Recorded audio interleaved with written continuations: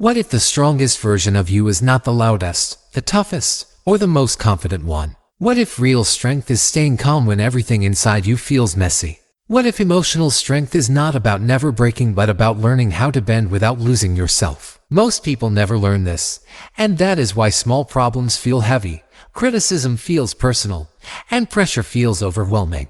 Emotional strength matters because life will not slow down for you. People will disappoint you, plans will fail, effort will go unnoticed. And if you do not know how to handle your emotions, every challenge feels like a personal attack. You overthink, you react. You burn energy fighting feelings instead of using them. Emotional strength is what allows you to stay steady when things do not go your way. It is what keeps you clear when emotions try to take control. And the good news is this: emotional strength is not something you are born with. It is something you build.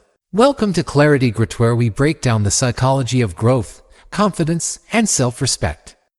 The first step to building emotional strength is learning to sit with discomfort instead of escaping it. Most people run from uncomfortable emotions: stress, sadness, anger, fear. They distract themselves. They scroll. They complain.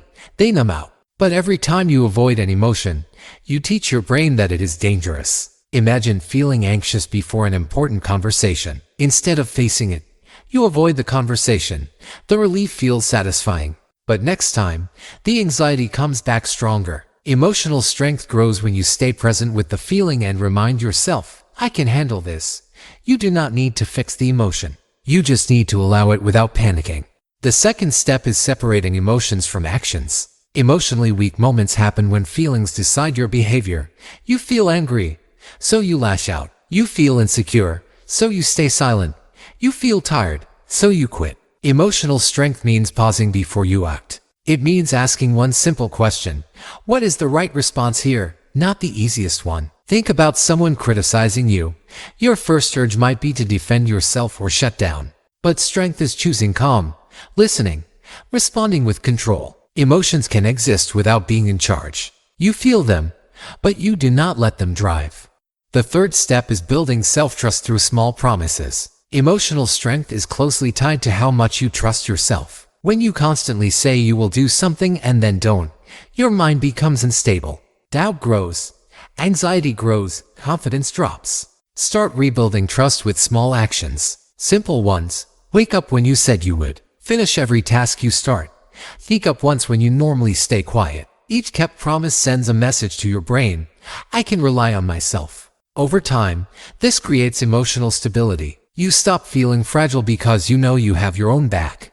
Another key part of emotional strength is controlling your inner dialogue. The way you talk to yourself during stress shapes how strong you feel. If your inner voice is harsh, emotional pressure feels unbearable. You say things like, I'm weak, or I can't handle this. That voice drains you. Emotional strength does not come from positive lies. It comes from grounded truth. Instead of attacking yourself, say, this is hard, but I am still here. Or, I don't like this feeling, but it will pass. Calm self-talk reduces emotional spikes. It keeps your nervous system steady. The fourth step is learning not to take everything personally. This is one of the hardest skills. Most emotional pain comes from interpretation, not reality. Someone ignores your message. Someone disagrees with you.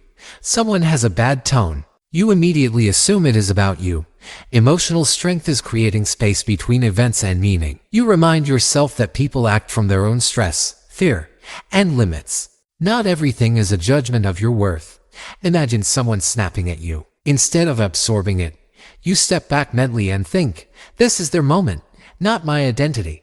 That shift protects your emotional energy. Another powerful practice is emotional recovery. Strong people are not strong because they never fall. They are strong because they recover faster. They do not stay stuck in emotions longer than necessary. When something hurts, they feel it, they reflect, they learn. Then they move forward.